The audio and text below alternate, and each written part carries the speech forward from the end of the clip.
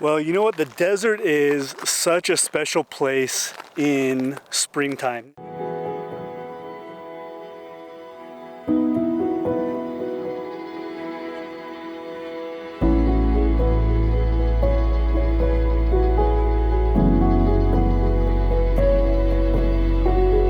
From March till about June, there's different cacti that grow and bloom during each month. Right now, the alcatillo trees are starting to bloom, or they're almost done actually. And then we have these hedgehog cactus, these little tiny cacti that are, you know, just maybe a foot and a half, 2 feet tall at the most. And they have these bright purple flowers. They're just starting to bloom now.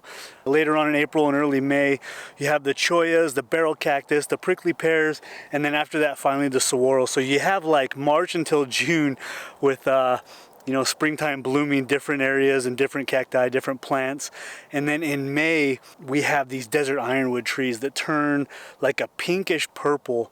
And we're in the area, one of the very few areas in Arizona or anywhere in the world that have these. And we're here in the area and we're kind of scouting for May. We were here last year and Chris took a photo that she actually ended up selling a couple of them, prints. And so we're back here again doing a little bit of scouting and just seeing if we can photograph some of these hedgehog cactus. And each month we come out here, we're gonna photograph different cacti that are blooming, which is, you know, always a good time. So definitely excited to be out here. We have some high altitude wispy clouds, probably gonna be a colorful sunset. So yeah, we're out walking around and definitely excited to be back out.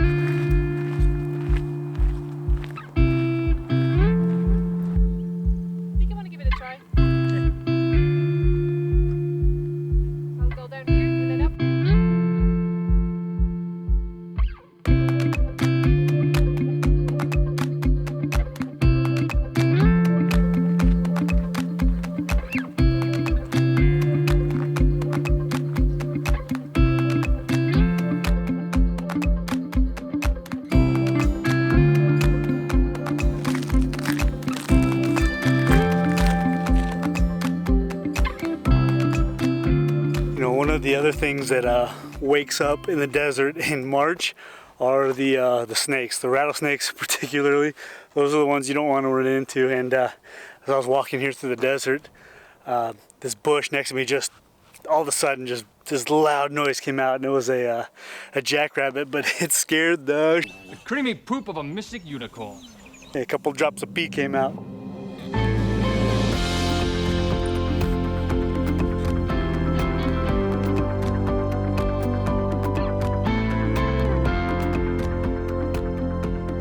So what I'm looking for today is new compositions with the desert ironwood trees.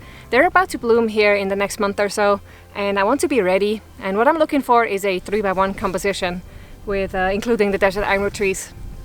I basically waited a year now for them to come back, you know, and I'm very excited to see them finally back in bloom.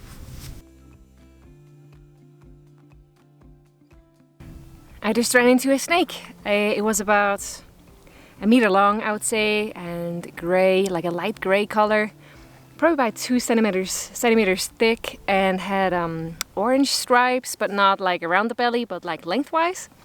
So I'm not sure what kind it was, but I'm almost certain it wasn't a poisonous or venomous one, because I memorized these ones because you gotta know here, you know, which ones are the venomous and poisonous ones. So yeah, but that was very cool, a very cool encounter. Unfortunately, I wasn't fast enough to get the camera out and record it, so yeah, the snake was already gone when I was ready to film. Dang. I just found a very cool composition that I like. The sun just went behind the clouds, but I hope it will come back because the scene really needs side lights, otherwise it's just very bland and everything blends in together because there is no separation or contrast or anything. But with some side light, I think the scene would work out pretty well. So fingers crossed that the sun will come back and we'll have an amazing sunset. Well, we got skunked. It happens. No light, no color in the sky. Just too many clouds on the horizon. Everything kind of got snuffed out. But if you guys will notice, we're a little bit wider here. I got a brand new lens for my Z6. I have the 20 millimeter 1.8, so I'm pretty excited about it. I got it because I want it to be my astro lens. When I use the Z6, whether it's time lapses, whether it's just shooting Milky Way, the 1.8 20 millimeter, just something that I really wanted.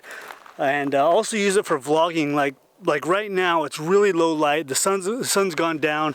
It's pretty much blue hour here. So now I'm shooting at 1.8 instead of f4, like my 24-70. So I think I'm just gonna like it a lot better. It's about the same weight. You know, I don't know what the actual specs are, but it feels the same weight.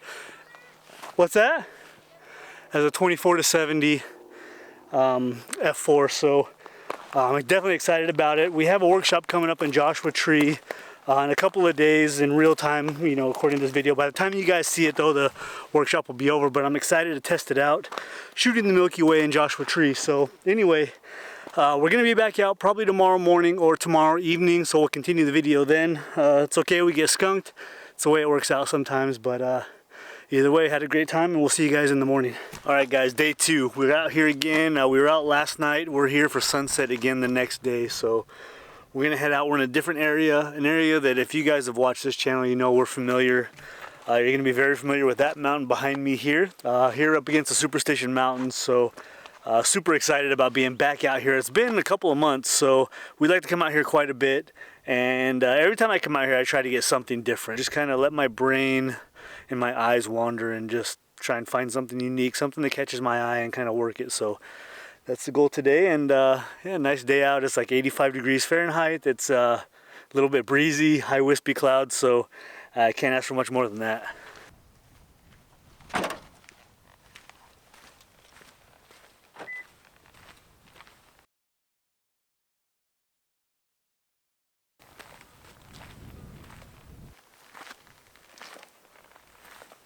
So one thing I noticed that's kind of weird over here is we're only about maybe 20 miles away from where we were at yesterday, and a lot of the cacti that are supposed to be blooming right now, like the hedgehog and the ocotillo trees, aren't blooming over here. You know, you can look at some of these and they're completely bare, or they have just a little bit of green on them, and then some of the blossoms up on top of these ocotillo trees.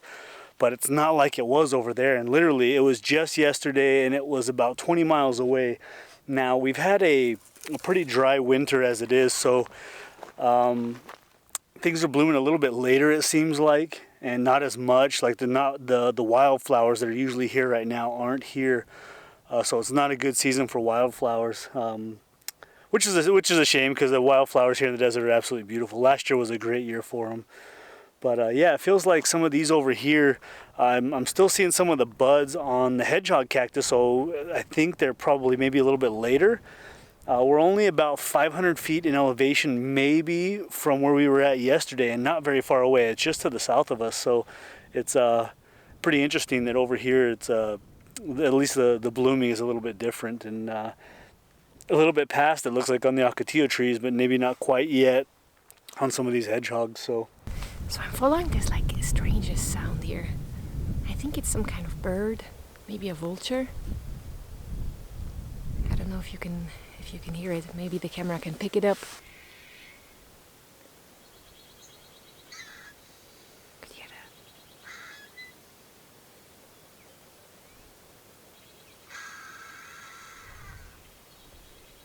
Oh yeah, it was a turkey vulture. I just saw it fly away. Let me see if I can get that. Yeah, I think I was a little bit too slow there. I couldn't show you the turkey vulture. But that was an eerie sound. I really like turkey vultures. I think they're very interesting birds. And you know, very important for the ecosystem. But if you don't know what you're hearing, it's very eerie and scary. I was out here a few weeks ago and it was already past sunset, so it was already pitch black. But I could hear an owl in the dark, and I think it is a great horned owl. So let's see if we can find that owl today. I also know there are some cardinals here in the area, so I'm gonna look and see if I might be even find a cardinal.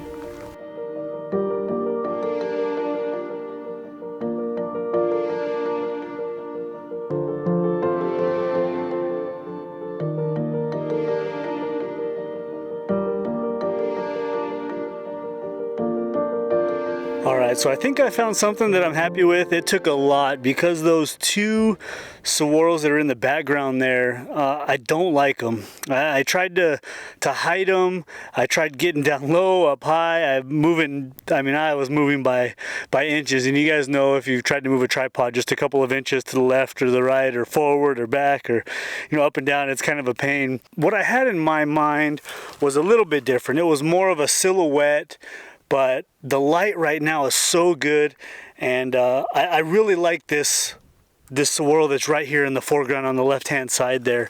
And I think it's a really powerful subject. It's got that light just hitting the front right there. The sky is really nice. That sun's just getting ready to dip behind the horizon there, so I think I'm just that nice soft golden light touching this cactus. The cactus on the right now, the saguaro on the right, is really nice too, but it's at an angle where the sun's hitting the other side of it, so you can't really see it. It's a little bit dark. It would be nice if that sun was just a little bit further to the north of me, which would be kind of to my right or behind me a little bit further, and so more of that cactus would be catching light in the photo. But I really like the main subject here and all the light is on this main subject here, and that's that cactus on the left. It's the most interesting.